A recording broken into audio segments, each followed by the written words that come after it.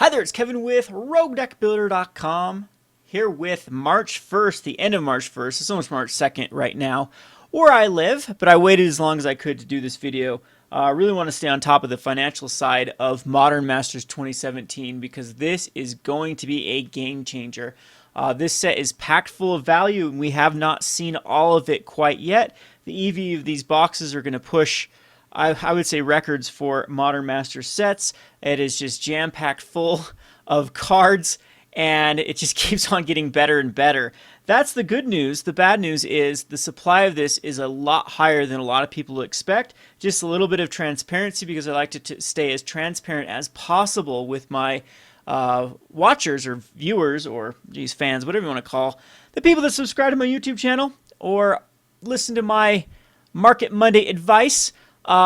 We sold out of our allotment, so the 24 original boxes that we wanted from Wizard of the Coast, which you can go back to a few videos and kind of laugh at me for my anxiety, but I mean, to my credit, things were going for 100. I think that it crashed all the way down to $185, and the supply was rumored to be 5 times as much. And I just thought we were going to get stuck with a crummy set. And if it was going to be a crummy set, at least they could have tried to hype it earlier on to help us sell more pre-orders. But anyway, this seemed to pan off for Wizards. They knew the set was just going to be able to hype itself, and it did. But anyway, back to the supply and being as transparent as possible. We were able to, this is after the mass buyouts. I think I'm actually the cheapest seller now online. There might be a few stores or whatnot that you can still find deals, but the average price of these on TCG and eBay are pushing the 220s now. And so I still have a few more. I'll get to that in a second when we have some shameless self-promotion. But beforehand, with all of that, you know, all these massive buyouts with as many vendors that I've seen selling 1,500, 1,600, 1,700, with 2 mass drops that had insane amounts being sold out within a short period of time. I think the first one was like 165, which was absolutely crazy for mass drop, and the second one sold out at 195, I do believe. So even after the fact, we contacted our distributor. We got 12 extra, no problem, no questions asked. Like, yeah, we'll tack on 12. So that's the bad news. The supply could be insanely high, which, as many of you may know, I've been a little bit critical of Wizards. I'm actually okay with high print runs. I'm actually okay with like Eternal Masters having that second release. My whole problem is Wizards not being transparent with how many are out there, and maybe giving that information to certain companies. We caught them in the past doing that with basically giving Star City Games the number of Modern Masters 1, which led to a buyout of Dark Confidence and Tarmogoyfs as soon as they crunched the numbers, and we're able to figure out how many packs are out there, how many Tarmogoyfs will be open, what the current demand of Modern is, what the expected Modern demand to be, and then the price of Tarmogoyf actually shot up after the release of Modern Masters 1 with tons more supply in, just because they had a control of all the numbers, which is really bordering on insider trading if you ask me. But of course we don't have any hard evidence for that, but if you just put 2 and 2 together and follow the pieces and just hear the rumors of all the collaboration between the companies, it just all makes sense. So anyway, with this one, the rumors could be true that it's 5 times the amount of Modern Masters 2, and that this is being printed in Oblivion. And so just a heads up, I'd be very, very, very careful with getting too giddy about this set as far as an investment standpoint. We could see all of these prices just completely crash. I think Liliana The Veil is already down to $65. I said in a comment that I think that Liliana would go down about 15 from its pre-sale value when everything flattened out 6 months later. It could actually be worse than that with just the sheer amounts of volume that Modern Masters 3 has out in the supply realm. So I wish I took screenshots, but there was eBay stores that. And if anyone can actually, I need to do some research on this before I just start throwing out accusations and whatnot. But there were some eBay stores that had up to 1,500 to 2,000 Modern Masters. There's also one that had like over 60 cases, I believe. So cases come in 4 sold, and just we're talking like insane amounts of number. A lot of the stores, the bigger stores that are kind of the premium or the premium plus levels with Wizards got around 200, and then of course their distributors, they're first on the list for the distributors, so they got more. But some of these stores that I was Googling, just relentlessly Googling, and like one of them was in Walnut, California, for example. And so I typed in the address, and there actually wasn't anything in that zip code that the eBay store had, but there was tons of stores, like 20 stores in the surrounding 5 or 10 mile radius, but nothing in that exact location or that exact thing with that name. And I do know that some stores, some brick and mortar stores, use different names for their eBay store, but still, it just, a lot of things just seem so fishy when you have 1,700 boxes. That just seems very, very extreme for me for a particular store, especially like a brick and mortar store to have. So I don't know. Going back to my other video that I talked about why I wish that Wizards would focus more on local game stores again, and why they shouldn't be, pandering or catering towards these mass sellers on eBay because it makes it hard for us to compete. I still believe that because we're just around the corner from another flop called Commander Anthologies. I don't think that any of you should touch with a 10-foot pole as how bad the expected value of that set is, or the value, not even expected value, the value of that set is, and how much I think they're going to mass produce the damn thing. So MSRP is 165, I think, on that. So again, it's just going to be one of those things that local game stores are going to get screwed on because they're thinking they're going to be able to order it, sell it at their to their locals, and then it's going to be printed in oblivion, and eBay sellers are just going to, what's 165, half of that, probably get away with selling it for $90, and the rest of us just can't compete with that. So anyway, there's a little bit of an update just on how I feel about just the current environment. And again, I'm going to try to stay as transparent as possible. I am a player first, not a game store first. So I always try to be honest and open, and still remember my perspective, remember my humble beginnings as a broke person after I had my $8,000 collection stolen and starting back over in Avison Restored. I'll talk about that story for another time. I think on my YouTube channel I've talked about it. But that's kind of how the whole playing on a budget thing started and whatnot, as I've been there. I've been a broke-ass gamer without any real way to finance my Magic the Gathering hobby, and I've grinded it out. I know exactly what it feels like just to be not have, to be able to compete with the bigger wallets and things like that. So anyway, we will finally get on to the nitty gritty of this set and talk about the cards that have been spoiled. 7 minutes in, maybe I'll put a little time stamp and say this is where Kevin starts.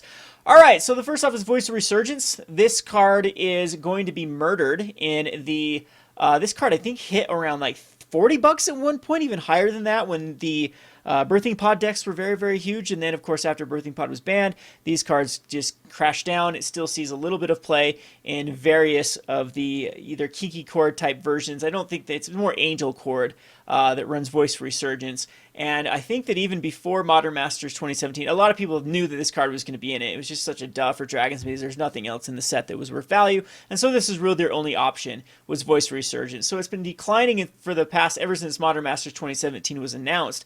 Voice Resurgence has been declining because there just hasn't been enough demand for it to increase in value at that point in the modern scene, especially with a lot of the Kiki or the Angel Chords just not really putting up the numbers that they used to. So Voice Resurgence, I think, is one of the mythics is going to get murdered the worst. It's currently sitting at pre-sale, I believe 15 or 14, and it's just going to continue to go down from there just because there's so much value elsewhere that can hold better than cards like Voice of Resurgence. So it's a great reprint. It's great at a mythic. I don't like it at mythic just because I talked about in the last video that I don't think it has a mythic ability, but it's good for modern. It will put enough supply in there to have this kind of be a cheap option for the 2-drop slot. Thing about Voices, it always is in jeopardy with Wizards' new, I would say, since when? Return to Ravnica? Well, I mean, even beyond that, Innistrad especially, Shadows of Innistrad especially, with creating very, very powerful 2-drops in Standard. So it's always in jeopardy of losing its spot. I mean, look at like Grim Flayer compared to Voice, and even in the later sets, there's been some very, very good 2-drops. So on to the next one is Blood Moon. This one's huge because a lot of people didn't think it was going to be reprinted just for the fact that a lot of players hate this card because it's kind of like a one-trick pony, shuts down the 3 and 4 color decks, and then there's just no warning to it, and then you just lose the game. So a lot of people have called for a ban for Blood Moon. I like it just because it keeps the greedy mana bases in check. It punishes greedy mana bases. If we had a card like Price to Progress, or even a better Burning Earth, if it was like a cheaper Burning Earth, like a 2-drop Burning Earth, or something that just really taxed your opponent for playing non-basic lands, but still allowed them to win through it, I'd be very, very okay with that. I play Blood Moon, of course, in Scred. I've played it in other decks. I like it as an option versus those greedy mana bases, but I have to admit that the card is very unfun to play against when you play it against someone or get it played against you. A lot of times it either does something massively big and wins the game, or it's just like a dud card. And those are the type of cards that I do not like in Modern, but I mean, it's a tool. I'll use the tool as long as it's available. And if they're not going to ban it, they do need to reprint it, because the price was approaching $50, like 40 to 50, and this card definitely needed to be reprinted. As a rare, there's no way it can hold that value. Expect massive value loss on Blood Moon. I think it's one of the cards that will hold better just because how impressive it is in so many different decks. And it's how, over the last 3 years especially, it's been a staple in Modern, in main boards and sideboards. Alright, on to the next one, is Scavenging Ooze. Scavenging Ooze is kind of one of those, like, scratching your head because it just got a double reprint. It was in the Commander.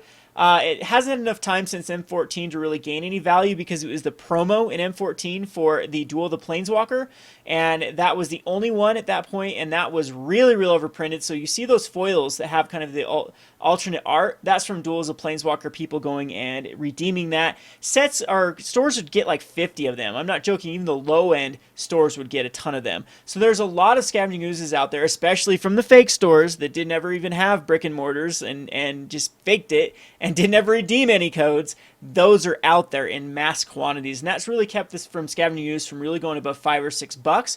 And then it was reprinted in Commander 2016, which crashed the price a little bit. It was never able to really gain any momentum. I don't think it's going to be in one of the decks that gets reprinted in the Commander anthologies. Correct me if I'm wrong there, but I don't think it is. I think it misses that. Which one was that one in? But it's going to be the Mardu one that's printed instead. So, but I mean, this printing in just the Commander 2016, how popular that set was, how much value was in those sets. Scavenging Ooze it was in Atraxa, I do believe, and so Atraxa was open like crazy. And Scavenging Ooze is just, it's probably going to stay stagnant around the $2.50, $3 mark. I can't see it really going above. There's just too many out there. M14 was pretty opened heavily as well. I mean, it's past that time period. I think it was one of those, like, Return to Ravnica era than Innistrad era. So there's plenty M14 out there in the supply. Another one's an interesting one with his Gifts Ungiven that's been creeping up. It's very, this is a volatile card that spikes and crashes all the time. Gifts is in the latest deck of a Storm deck that doesn't use Pyromancer's Ascension, just uses Gifts Ungiven instead. And it has seen play in some Unburial Gifts decks. There's been plenty of like Blue Tron decks, things like that, or even heavy control decks that use Gifts Ungiven, just because it's a very versatile card. It can get you combos, force combos into the graveyard, and just be a very good value-based card. So Gifts that are rare, of course the price will go down for this, but it does have enough play to justify keep holding its value or holding more of its percentage of the value. Most rares, I think, will get like 50%. Hit, and Gifts might be one that actually does retain a little more value because it is starting to see a lot more play in the Gift Storm deck. Lingering Souls gets an uncommon reprint, so no popper for this one, but the Lingering Souls, I think, it was in the dual deck, or not dual deck, the Modern Event deck that has kind of kept its price back. It's been in a dual deck as well, and it's had a FNM promo. Yeah, there's just a lot of supply about Lingering Souls. It finally hit $1. And this card's been heavily played in Modern. It is in a deck that used to be called Lingering Jund, which is now more Abzan than anything. Abzan plays a lot of Lingering Souls because it's great in the mirror versus other Lilianas, and it's a nice staple in the format. I have got a deck that I will be showing you, a deck tech that runs 4 Lingering Souls and Waste Not, and it's so good in the deck. It's one of the best pieces in the deck. I need to get around to doing that deck. I'll show you when things start to calm down. I'll try to do some live streams and playing. I know I say that all the time. I'm working on it. If you see, the production of the channel has gone way up, and that's because I have a lot more time in my hand, as I said I would, and so I appreciate all of the positivity that's come out of it. The channel's been taking off. I think January and February were some of my best months ever, and I appreciate all the support. You guys have been great to me. On to the next one is Terminus. This is a spec I had for a long time because I just didn't see it being reprinted, and it's heavily played in Legacy but not really played in Modern. I think that maybe this is something that would have been more suited for the Eternal Masters, but they did decide to reprint Miracles as one of the key mechanics for the set, and so of course they need a good white Miracles. I mean, they had Entreat, but Terminus, this is fine. It's probably going to crash the price. I don't know if it's really worth anything right now, like a couple bucks. It's probably going to stay around that couple dollar range because it is useful, but there's just too many out there for it to really gain value. Falconwrath Aristocrat got dumbed down from a mythic to a rare. Falconwrath Aristocrat never really had much value. I think it was a $2 mythic, so this is kind of your bulk rare at the moment, which is kind of funny because this was a card that did see heavy play in Standard, hit $20 at one point, has a fairly good ability, and I think it just recently saw a Modern deck. Correct me if I'm wrong there, but I think there was some sort of Aristocrat type build that used Falconwrath Aristocrat in that shell. Yeah, just kind of came out of left field. But I mean, it's always an option for a haster because it does have flying haste, which gives it a bump out over many of the other haste type cards. And then you can give it indestructible by sacking a creature. So there's a lot of things you can do with it. All the abilities that have a sacrifice a creature without a cost are pretty decent cards. So I don't really think that this is the card that I think will stay bulkish for the longest time, just because there's just not enough demand for it. It's not that heavily played in like Casual or Commander. There's just, better pieces for those slots in those type of formats. Speaking of a card that is heavily played in Commanders, Extractor Demon, it did have a reprint, I believe, in a Commander deck. I play this card in a lot of my different Commander decks. I think the Mimeoplasm is one, and Balfour the Defiled, where this is one of the best cards in the deck, just for its ability to dredge yourself very, very quickly. So whenever another creature leaves the battlefield, you may have target player put the top two cards of their library into their graveyard. There is some infinite combos with this, well, at least with Sidisi. I know Sidisi, this was a card that I loved, a Sidisi Brood Tyrant with Alter the Brood. Not Alter the Brood. Phyrexian Altar, and the other Ashnod's Altar. As in you could sack the creature and then mill yourself, and then have mana to cast other stuff, and then there's a lot of like infinite combos you can do with Extractor Demon and like Sidisi and other base cards. So this card will probably be the bulk range for a while, but expect it to. It's one of those sleepers you want to pick up cards, and then it's going to take 2, 3, 4 years though for this to really gain its value back. Speaking of another card that got completely killed in its rarity, all the way from a rare to a whopping common, which I do believe this is more of like a common ability, because the problem when they printed this as a rare is this is the perfect card you want in like limited. I'm sure there's some constructed decks that love it. I think Pauper is going to love it. This is a new target for Pauper, but this is when you ever a player sacrifice a creature, you put a +1/+1 counter on Mortician Beetle. There's a lot of infinite combos with this card, or at least there's a lot of infinite sacrifices. This could be a win con, and then you just like fling it or something like that. But I think this wants to be a common and limited, a build around card. So I really like this. Pauper's gonna love this. It will breathe new life into like the sacrifice base decks. I have a black-red sacrifice deck and a black-green sacrifice deck that I've brewed around in Pauper, but I've never been successful with Pauper. I think Pauper's one of those strategies, one of those metas that most of the strategies have been kind of found. You have Delver on one extreme with a tempo. You have like the decks that can beat Delver, and they have the decks that beat the decks that beat Delver. But after that, there really isn't much metagame in those three. The ABC, it's definitely an ABC format, rock, paper, scissors format. So Mortician Beetle, that's cool though that they nerfed down a rarity. Same with Gnawing Zombie. I believe they nerfed down a rarity. I believe this was an uncommon in M14. And so again, they're really trying to enable the sacrifice a creature type, make it worthwhile. And then you got Bone Splitters with that as well. So those three cards are going to be pivotal in that archetype. And yep, I like them. So almost looked like those merged here. That'd have been cool if they made the art. I mean, none of these are new art, but I don't know why it looked like they merged to me in the artwork. All right, so we have the Basilisk Collar. This is like one of those lucky chances by Wizards that this card spiked up just recently. I mean, this been on the printing block for a while now, so you can't just say they snuck it in, because I mean the set's probably been printed for 6 months and then stored in warehouses. So the Basilisk collar has been spiking up because it's such a great synergy with Endbringer in the Eldrazi-tron. And then a few other decks have just put it in because it's great at actually combating Eldrazi-tron, because any of your creatures can kill Reality Smasher or Thought-Knot Seer. And I love it in my latest brew with Walking Ballista. I tutor up with a card called Trinket Mage, because they can also tutor up a card called Walking Ballista. And this card, then Walking Ballista just shoots down everything. I was hoping this would get a standard reprint, but maybe it's just too powerful for standard. I've wanted a good equipment for some time in standard, especially in like a weapon enthusiast deck. I'd love that right now in or not weapon enthusiast, weapon trainer, and then just put Walking Ballista in it with Basilisk collar. But yeah, might just be too powerful at the moment. So really cool though that this was a card that just recently spiked up. It's going to crash back down. People love this card in Commander. I mean, it will always have Commander demand. And so if this gets really low, I highly suggest picking up Basilisk collar, especially just how popular Eldrazi-tron has been in the past month. We have a Vivian Stinger. Unearth is such a huge, I guess, yeah, there's lots of Unearth cards in the format. Flashback Unearth is definitely going to be like an archetype, and you can mix and match the colors as you please.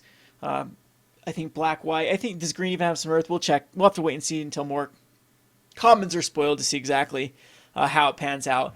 Really one of my favorite Unearth cards, because it's like a 1 mana deal damage to start creature player at instant, well, not instant speed, but with haste when you unearth it. And so it's free. In like dredge-based strategies, it's fun just get some value out of it. So it's basically 2 mana, do a damage. Didn't cost you anything off like a Tormenting Voice or a Cathartic Reunion.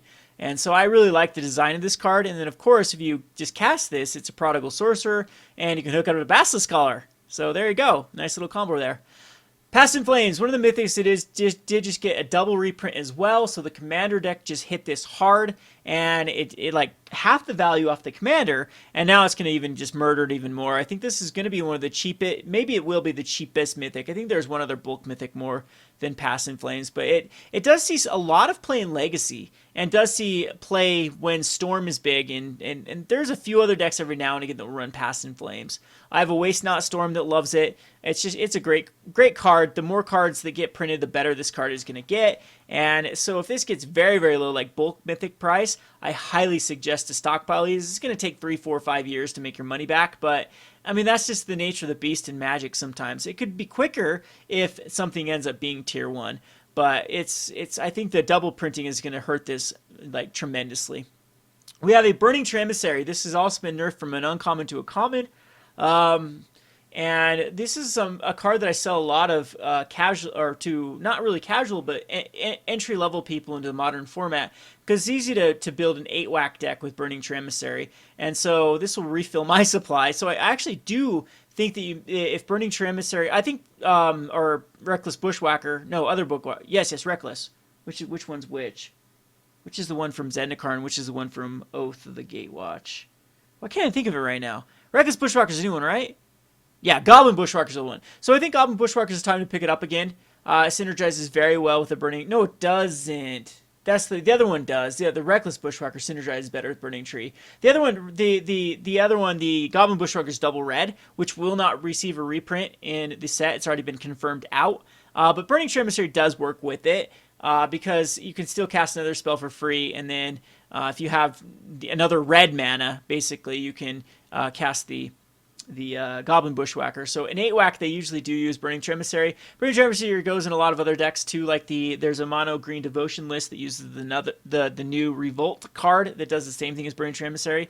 And yeah, Pauper will pick this up as well. I think this is going to be a very good card to brew around in Pauper. I believe this is the first time that Magma Jet's been in Pauper too. Correct me if I'm wrong. Maybe it has been, but it was an uncommon last time it was printed around. Very, very powerful ability. It sees play every now and again. I ran a 1-of copy in Scred. It just depends when Scry is that good to really set up your hand. Magma Jet, of course, in this format is going to be very good at setting up miracles. It's just a phenomenal card. This was a pricey card at one point. So between the Theros printing and now this, it's not going to have a chance to be worth anything. All right, on to the juicy stuff, which is Liliana The Veil. Liliana The Veil, again, I said, has been pre-selling for $65. And how much further can Liliana fall? That really depends on if the rumors are true with how much supply is out there. And again, since I was able to get 12, no questions asked from my distributor, where I'm the lowest on the pecking order, because we just don't do a lot of orders through distribution. We go directly from Wizards. Then yeah, that's a huge red flag to me. So Liliana could go as low as 40. Now I'm starting to think. I think that 50 is more real with Liliana. It's a heavily played. In fact, a lot of the reasons why a lot of people don't play Liliana-based decks is they just don't want to pick up Tarmogoyf and Liliana. Or the whole reason why they don't even play 8-rack is like, man, 8-rack seems cheap, and then you look, oh yeah, maybe not, Liliana. And then you try other things besides Liliana, it's just not the same. It's the best in its slot, and this is going to be a much-needed reprint. And so this will have the best mythic chance to recover in the long term, but its price is just going to be slashed just like everything else. Speaking of another volatile card, Creative Behemoth is one of those cards that just jumps around like crazy depending on the metagame, depending on Legacy's metagame, and depending on if the Legacy deck actually wants to use that one as the finisher, because sometimes it doesn't. But it does use play in Legacy Elves. It does see play every now and again in some other Mono Green Devotion. Creative Behemoth has seen play in that. So especially now with the Revolt card, with seeking like Burning Tree Emissary into the Revolt card into another Burning Tree Emissary, and then Nykthos Shrine of Nyx, you're almost ready to cast Creative Behemoth right there. And so I think that those decks will have a little bit of Resurgence in them. It's a very... You can do so many insanely things in Mono Green Devotion, like even tutor this up and cast it in one turn with the Green Tutor. But so anyway, it's a very versatile card depending on... I still think this card gets better and better as time goes on. All of the cards they've printed since Creative Behemoth kind of mimic Creative Behemoth have just been duds, and this card's the only one that's really hit that sweet spot, because it does give all of your creatures +X and trample, which is how many creatures you have, so it really rewards that strategy better than any of the rest of them do. Hondo Abrupt Decay. This is a card that started to gain a little bit of momentum, but Return to Ravnica has the most quantities of these out there out of that whole block. The Return to Ravnica is just, if you just look at the Shockland prices from Gatecrash to Return to Ravnica, just compare like Hallowed Fountain to what's one out of the other one. So I mean, Hallowed Fountain is super cheap, but all of the other ones out of the Gatecrash end up having a little higher price tag, which is very interesting for a blue-white land. I mean, blue-white is one of the most popular combinations in Magic. So anyway, Abrupt Decay follows kind of the same pattern. It's already pre-selling for $4, which is half the price of its $8 price tag when it was in Modern. Heavily played deck though. Sultai, Abzan, all those I think are going to start to have more of a resurgence with Fatal Push. It pairs very well with Fatal Push. You really have all of your answers through Thoughtseize, Abrupt Decay, Fatal Push. And you have them on time.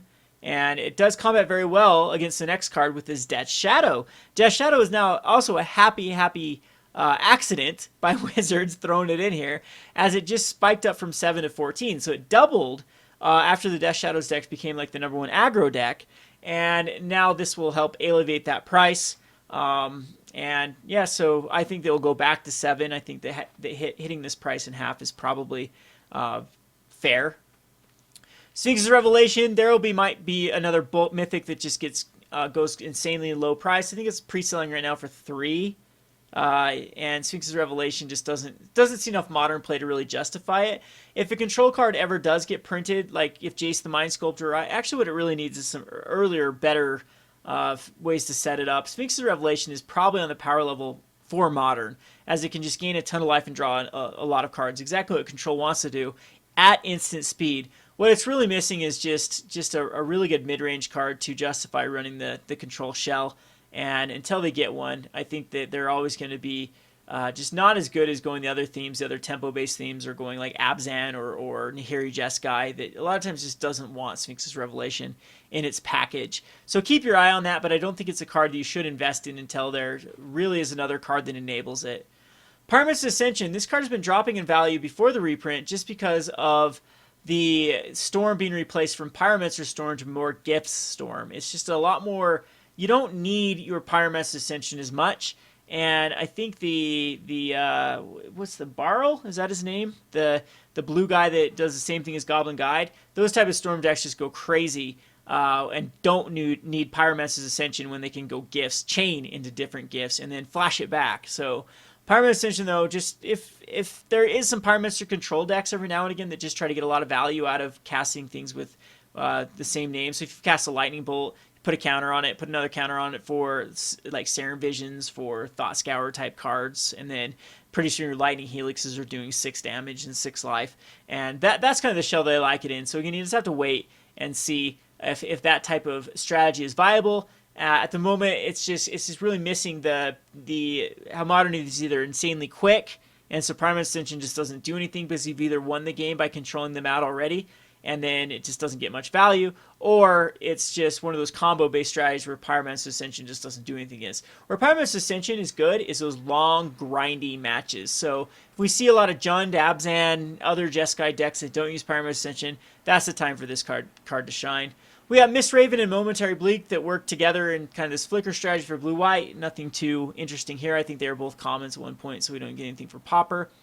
Where did we get to? I think I got to right here. Zur the Enchanter, somewhere over here in my last video before this. Entreat, another cool miracle card. Sees play in Legacy, doesn't really see play in Modern. Modern just doesn't have a good way to set up miracles.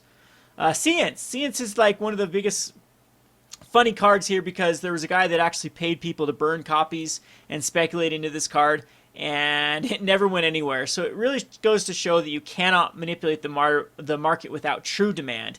And there has to be some sort of true demand, a reason for people to actually buy the card. You can't just do mass buyouts and expect it to go up. So this is funny that it was printed in this set.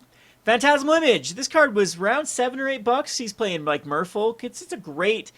sometimes when like the core decks splash blue, it's a wonderful one of in the deck just as a toolbox based card. So great little pick. It's gonna be very versatile just to slap in any deck and like sealed. This is a card you definitely will want to splash for. Love the card. Played during this time. It was an absolute treat to play this card. So I'm glad it did get a reprint here. Abyssal Spectre was an uncommon, right? This wasn't a rarity shift. It might have been, but it's kind of meh. It's good and limited. You know, a good little discard against your opponent.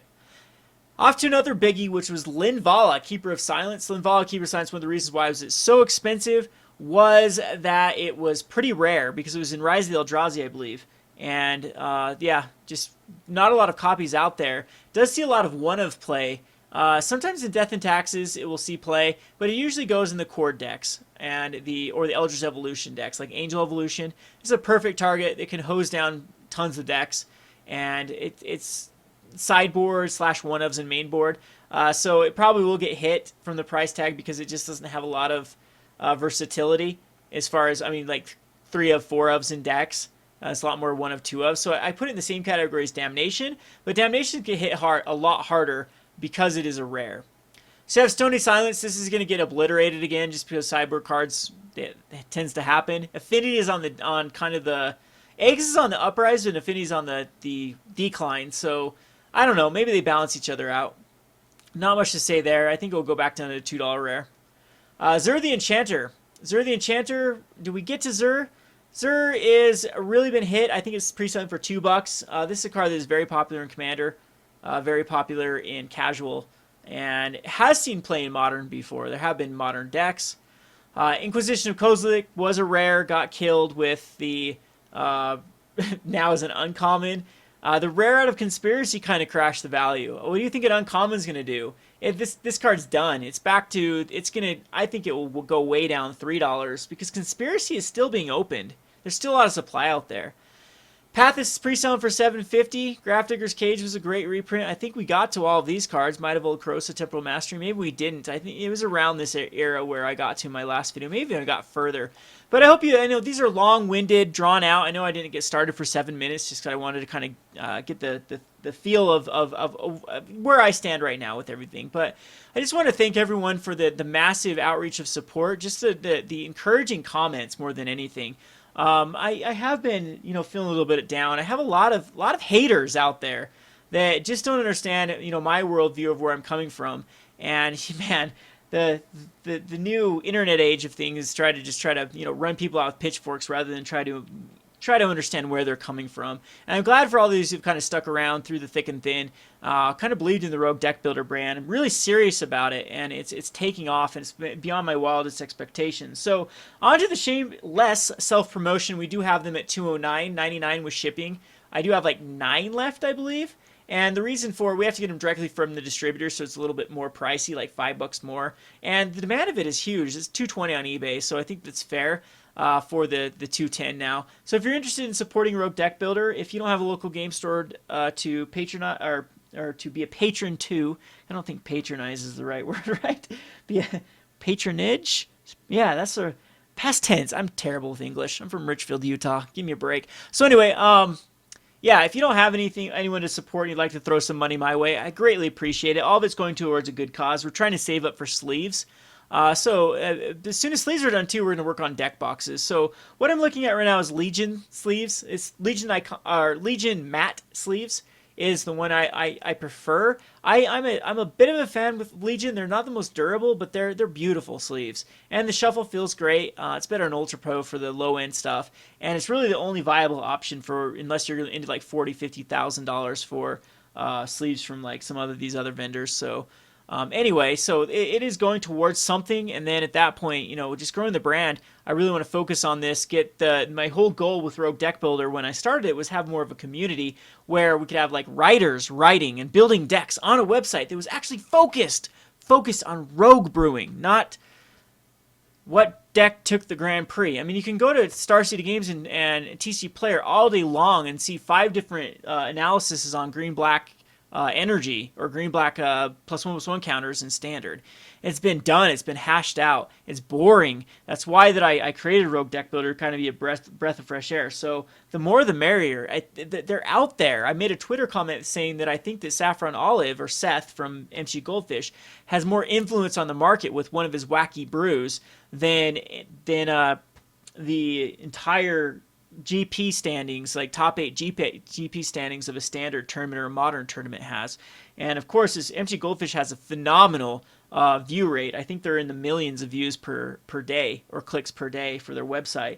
And so of course, like an article like something from Seth is just going to spike a ton of cards being purchased. And I think one of the reasons is just a breath of fresh air. They're fun, and we all play. The majority of us play Magic to have fun and to express our creativity and just try things out, experiment. It's what really pushes Magic over the top from the other TCGs, or even the board game genres, where a game gets kind of dull. It gets solved. It gets uninteresting after a while. But Magic, there's just so much more room for innovation.